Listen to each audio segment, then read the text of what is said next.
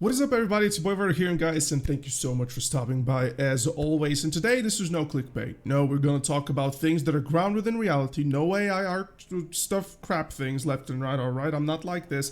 But today, I really wanted to talk about this. Actually, this video should have been made months ago, if not even a year ago, honestly. But since things are moving on into a trajectory, specifically the Demon Lens and everything that will be coming with it, one of those fell off, in particular for what the video suggests, of course. New classes that can come to BDO, the most exciting thing about this game so far, yeah. And today's video is going to be about this. We're going to talk about things that are grounded within reality in Black Desert. We're going to talk about lore, and most importantly, what is possible and what isn't. Now, for the purpose of this video, Wukong won't be here with us simply because he's already been worked on.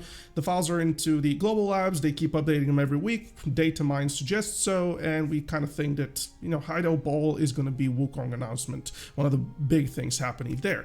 But past the monkey, which makes no sense and pretty much only the North American community wants, let's talk about fun things that are in BDO and we should have already had, I don't know, maybe about 10 years ago, but unfortunately PA are just, for whatever reason, not giving us things that they have built already to function within the mythos of our world. The very first thing that we're going to talk today is the very first class, of course, the Necromancer, and of course everybody immediately is going to think, oh, but we already have Necromancer Verdict. We really do. Of course, Succession Nova is perfectly fitting the Necromancer image. Now, the Necromancer image has been pretty much a staple set up by Blizzard with their game Diablo, where they introduced the Necromancer class, and it is the big shield with the flail, ball chain, essentially weapon. Nova is precisely this, it's just that she's made to be looking very, very pretty and sellable in a typical PA fashion. But Necromancer Stee is a dark motif, evil particular character that uses the necromantic powers. It's an evil entity, essentially you could think of it like this. And Nova, while fits the description at the very least onto the visual side of things with the what is the staple of a look for Necromancer, at least a little bit, she totally fails onto the gameplay. Nova is not a Necromancer, she's more of a Summoner. Summoner is essentially synonymous with a Warlock type of an entity that has a pet, a demon right beside her, and she pretty much has Axiom. Now, that aside, what is going to be a good idea to do here, in my opinion, from Pearl Abyss, is to probably rework Nova to become the Necromancer which she should have been. But that aside, if that's never going to happen, it's going to be probably with a new release. I have a video talking about this in profound detail, how Necromancer is being built so that it works in the Black Desert mythos, and most importantly, we have a Necromancer-esque class already, Sucknova, but we don't have a Summoner already, which is Kafris. And Kafris, the Immortal Alchemist, could be that prelude towards a Summoner class, and he himself is going to be the big boss of Edania, and he seems to have a pet right now, that pet being Anslar. We'll see if that theory holds. People really support it and they find it very amusing, but for now, ladies and gentlemen, it kind of feels like BDO needs a Necromancer, and it's ground to work so far very, very well. Now, about Successions, an Awakening or Ascension class, perhaps, I think Necromancer is better to be an Ascension class, where you get to pick what type of an undead or an entity you would like to have alongside you, or for Summoner in that particular regard. I think it's going to be overall super cool to have this explored. It's already being set up, it's within the mythos, it can happen. Kafris is known to have resurrected and summoned entities before. It kind of really works. Moving on to a very exciting and non-exciting prospect, depending on how you like engineering. Maybe it's your thing, maybe it isn't, but of course we have Marnie, the mad scientist of Black Desert, everything that's being tied up right now with Live Deadeye inside the lore. They are pretty much setting up a brand new character to be introduced, essentially Live Deadeye's brother, who is somewhere within our world, and Marnie seems to know. It's going to be very interesting for us to be able to reconnect into that engineering, that ingenuity bit of Black Desert with potentially an engineer class specifically tied around Marnie and all of the inventions that he has brought forward. Not just the side of Marnie, we have had engineering since the dawn of time pretty much. Sage is a particular engineer slash architect. We could have probably one of the Dekimas inside from Ataraxian to be pulled out as a class, or rather for that to be the prelude towards having a class. Nonetheless, engineering is ground. It can happen. Maybe a dwarf class.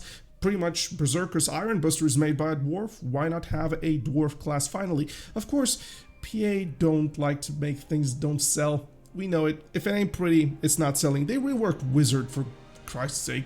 You know, it's like the visuals of Wizard that look like Gandalf, they pretty much moved away from them. But nonetheless, ladies and gentlemen, engineer is something that can happen in BDO, and it has ground fundamentals for it to be worked from bottom to top. Moving onward to the next class, which I think is the highest probable, coming after Wukong, and almost as if it's going to be pretty much a 100% demand.